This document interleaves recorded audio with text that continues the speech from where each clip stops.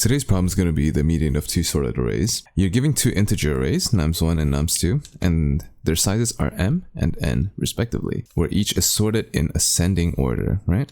And our job is going to be to return the median value amongst all elements of the two arrays. So what does that actually look like? So here, let's look at our example 1. We have nums1, which is 1 and 2, and nums2 is 3, right?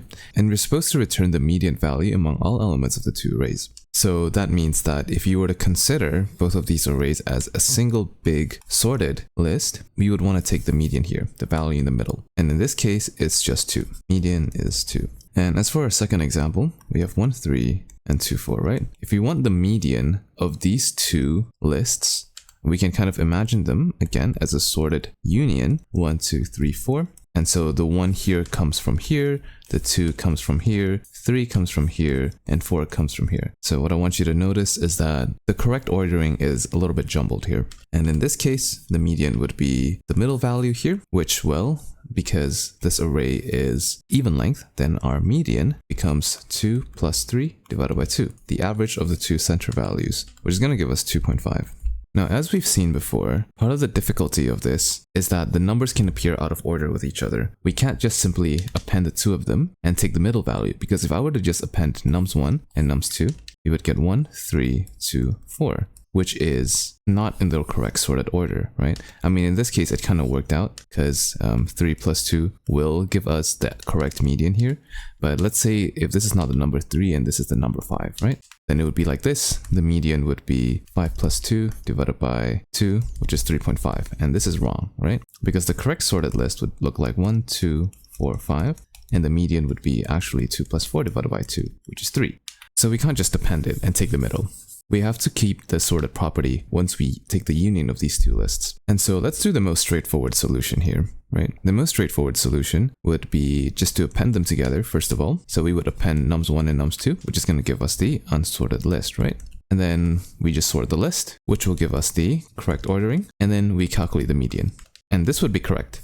And just by going through the sequence of steps, the time complexity would be big O of, let's see here. So let's say nums1 is size of m and nums2 is size of n, right? So merging these two would cost us m plus n, right? Because we have to loop through each member of m and each element of n.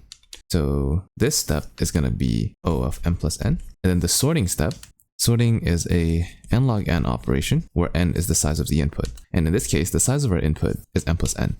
So the cost is actually m plus n log m plus n. And taking the median isn't a one operation, right? We just add these two numbers and then we divide them by 2. So the overall big O time complexity is going to be dominated by this value here. So this will be a big O of m plus n log m plus n. So this is the most easy and straightforward solution, but it's not the most optimal solution. So another solution you could consider that would be more time efficient would be to use 2 pointers. As usual, nums1 will be 1, 5 and nums2 will be 2, 4, right? So we're still going to be merging it, but it'll be a little bit more sophisticated than just adding them together. Because we know nums1 is sorted and nums2 is sorted, we can have a pointer here. I'm going to call this A, I'm going to call this B, and we're going to have the union here, which is going to be the sorted combination of these two. All we're going to do is compare. Is this element smaller than this element? Well, it looks like the element at A is smaller. So we're going to append the element at A, which is 1, into our union. We're always going to take the smaller value. And then we're going to move A here. And then we're going to compare A and B. Which one is smaller? Well, it looks like B is smaller. So B gets appended. We move B. And then we check A and B. B is smaller once again. That gets appended, and then now B is out of bounds, and then we check 5 and out of bounds, which is effectively infinity, right? So of course 5 is going to be smaller than infinity, so that's going to be like that. And from here we can do the median calculation as per usual. And this one's more time efficient because we're only processing each element of both arrays exactly once, right? So the time complexity is going to be big O of m plus n, right? But the question is actually asking us to solve this in O of log m plus n time. And this is going to require a completely different approach. Using 2 pointers is pretty much as fast as we can get if we were to physically merge the 2 arrays together. So for us to achieve a logarithmic time, we have to come up with a solution that does not involve merging the 2 arrays. And I'm going to call that approach the partition approach. So here we have nums1, which is 1, 3, 8, and nums2, which is 7, 9, 10, 11. In the bottom here, we have the union array, which is just this combined with this, but in a proper sorted manner. Now, what I want to highlight is that since our mission with this approach is to find the median of these two arrays in a way that doesn't involve merging, this union array here, it's just for demonstration purposes, okay? We're never going to actually merge nums1 and nums2, but I think while we're trying to understand how the algorithm works, changes in the code is going to impact how we're going to bisect our merged result, right? Again, one more time, the computer can't see the shit. This is purely for demonstration purposes only, okay?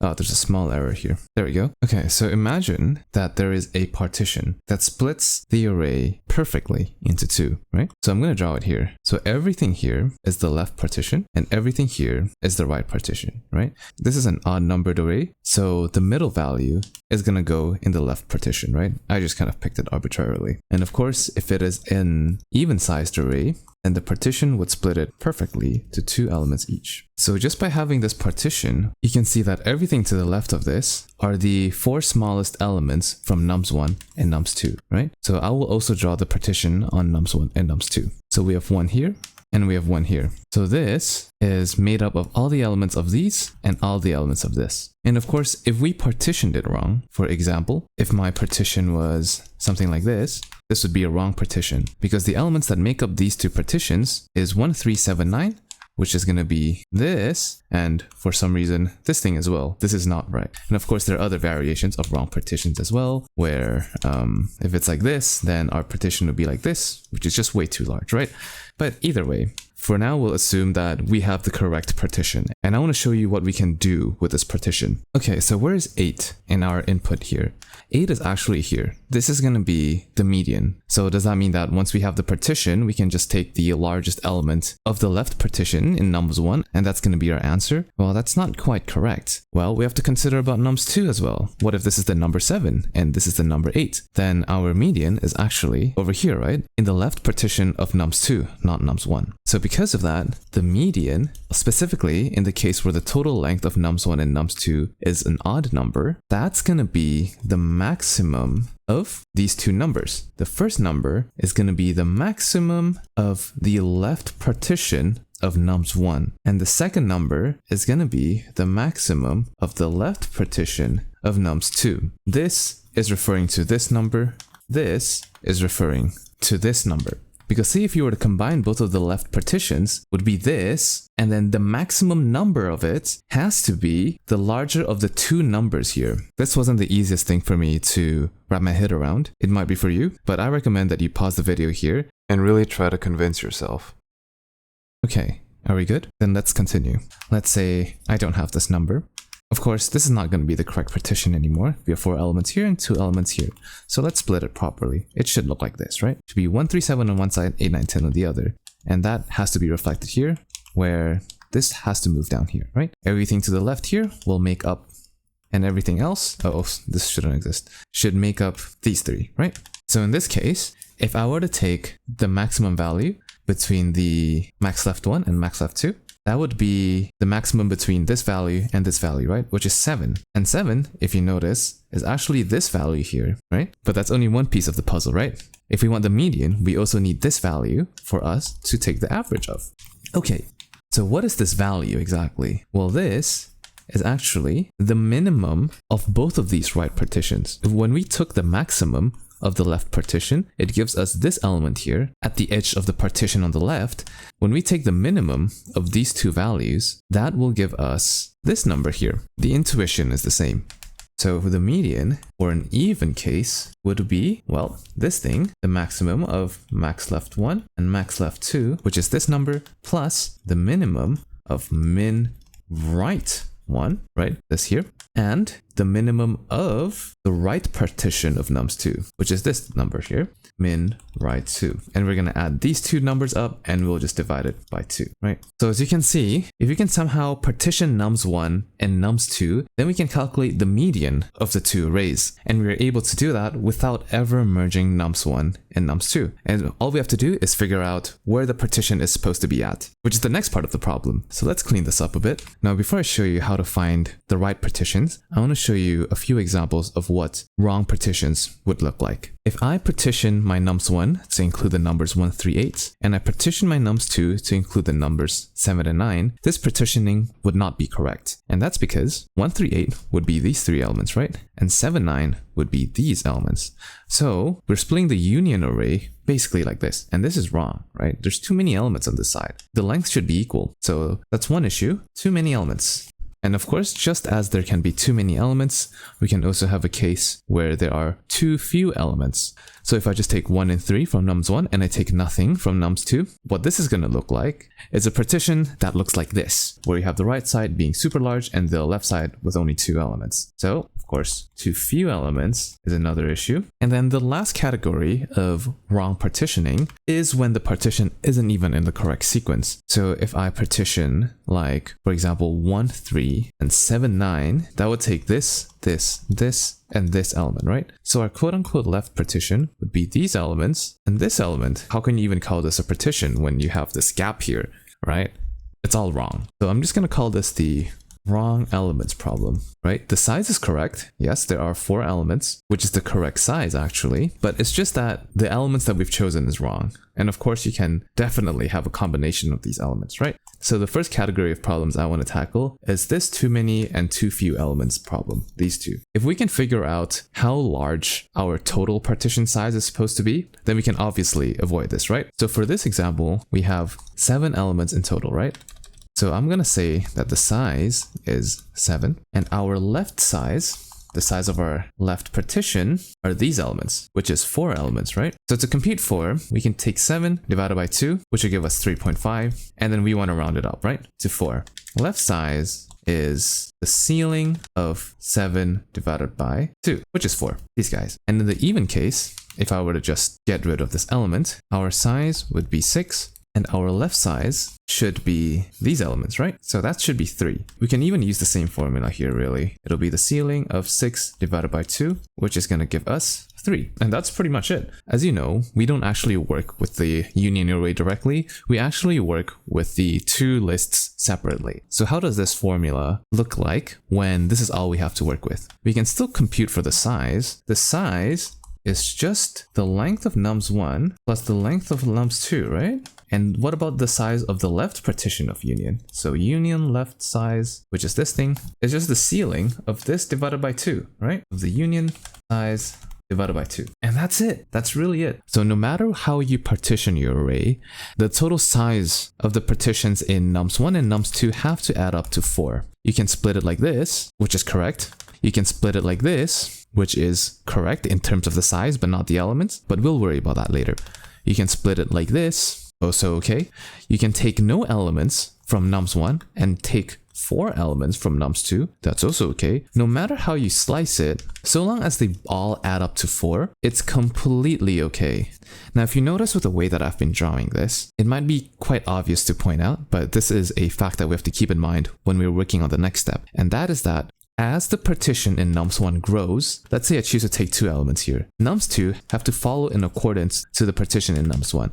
nums2 has to take 2 as well. And if this grows to 3 elements, nums2 would have to shrink. The partition in nums2 would have to shrink. And likewise, if this were to shrink, then nums2 would have to grow in order to uphold the total number of elements here. And this is going to be a really important detail in the next step. So we figured out what size they should be adding up to. Now let's answer the final question, which is how do we figure out what elements are supposed to go in? And the answer to that is actually binary search. So for our partition to be valid, this condition must hold. All elements of the left partition must be smaller than every other element of the right partition. And we can already see what happens when the condition doesn't hold here. So in this starting case, we chose 1, 3, 7, 9 to be elements of our left partition, and implicitly 8, 10, 11 becomes elements of our right partition. And then, well, this condition clearly doesn't hold. An element of the left partition, in this case 9, is greater than an element of the right partition, which is why we have this wonky structure. So in the case where things are partitioned correctly, we will take 8 instead of 9. Every element in the left partition will be smaller than every element on the right partition. So how do we test this? We could do a for loop.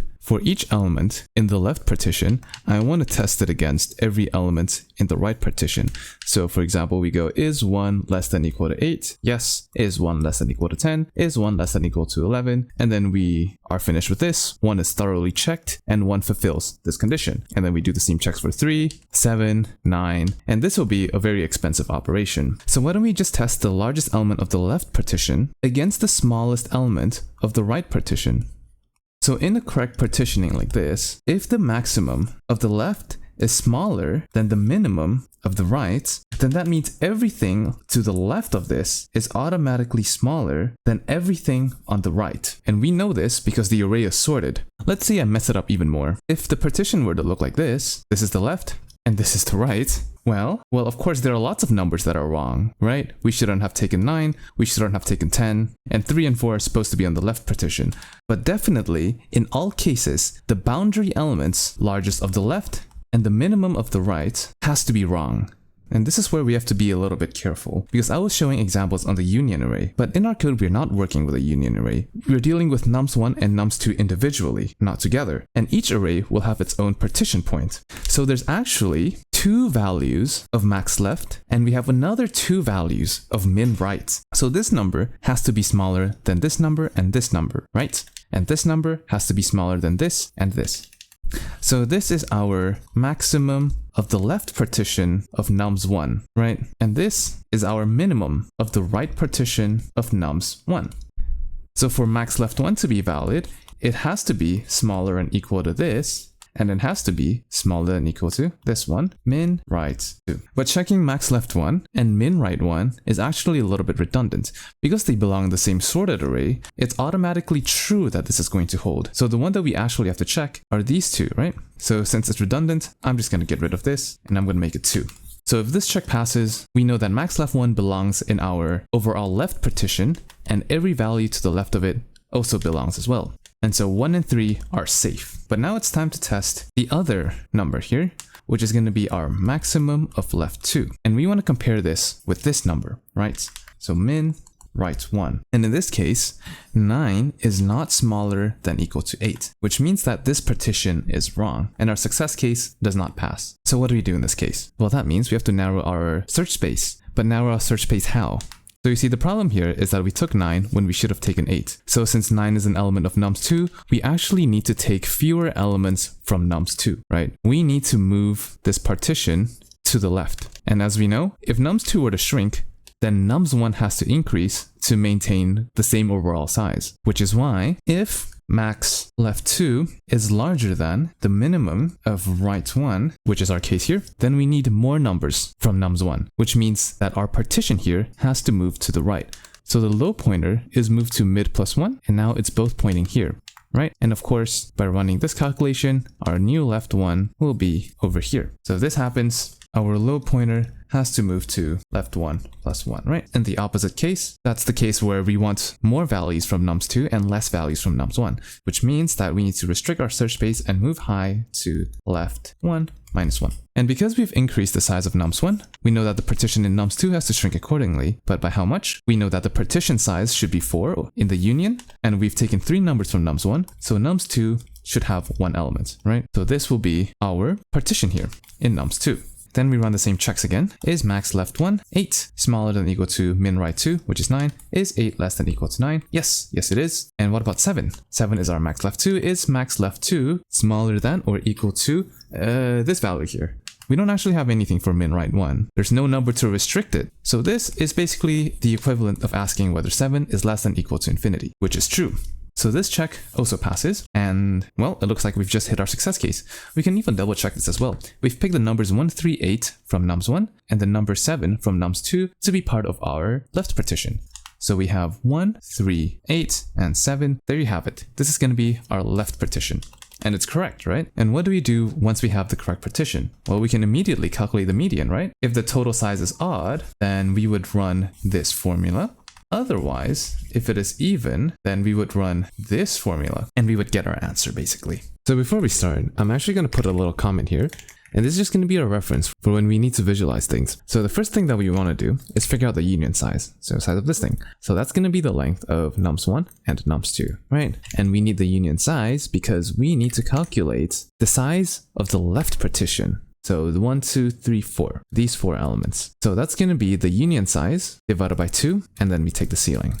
And now we know how big our partition needs to be, and we can start with a binary search. So we're going to be performing binary search on nums1, and I'm going to set no exit condition. We're going to say that tentatively, we're going to be taking the mid value as a starting partition in nums1. And for our given example here, this left one is going to be 1. And because we're setting our starting partition in nums1 at index 1, which is 2 elements large, we also want to set our partition in nums2 at 1 as well, because that's also 2 elements large, and that's going to add up to 4 here, right? So left 2 is going to be union left size, which is 4, minus left 1, which is just the index 1, which is going to give us 3, and we need to offset it by 2 to give us the index. And once we have that, we can calculate the max left 1. So just to draw here, so far our partitions look like this and like this. So we can grab the max left 1, which is just the largest value of the left partition in nums1. So this guy. So it's 3 right now. And then we can also do the same for left 2, which is 9. And then we can also take the index to the right of it. So the index at left plus 1,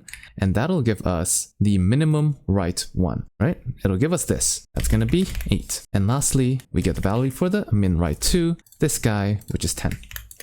And if you remember, there are cases where our partition is like here, and there is no max left 1. If there's no max left 1, effectively, the value would be negative infinity. Hence why we have this statement where if left 1 is less than 0, so it's out of bounds, then the maximum of left 1 is basically infinity, right?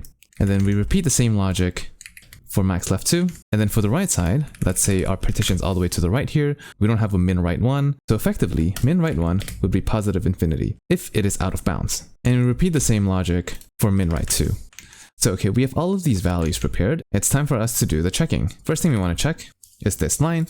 If this condition holds, then we have a valid partition.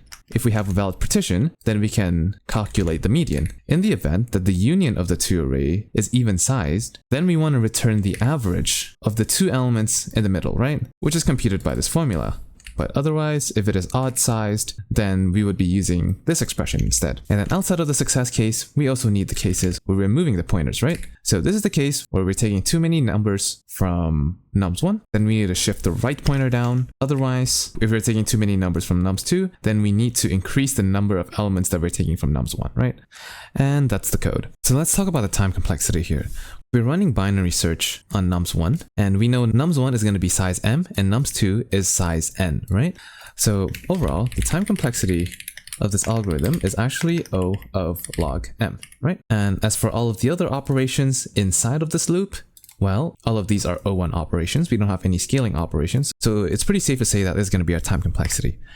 And then for space complexity, the variables here, we have union size, union left size, left 1, left 2, and then all of these, and they are all just holding numbers. So we don't have anything that scales, so time complexity is O of 1. A small optimization you could do is that I kind of arbitrarily chose nums1 to run binary search on, but it doesn't necessarily need to be nums1. It can be nums2 as well, right? So to reduce this a little bit more, it would be nice for us to run binary search on the smaller nums array, right? So for example, if nums1 had like 1,000,000 values and nums2 only had like 5 values, I would much prefer to run binary search on nums2 over nums1. But this is just a slight optimization. So to implement that, it's going to be really simple. We're going to do check if length of nums1 is greater than length of nums2, then in that case, I would much prefer to run the binary search on nums1, right? Then we'll just simply swap like so. So this also works, as you can see. And in that case, our time complexity would be log of the minimum of m and n. And that's pretty much it. I hope you're able to follow along this explanation. It was definitely not an easy problem. So yeah, thanks for watching. Okay, bye.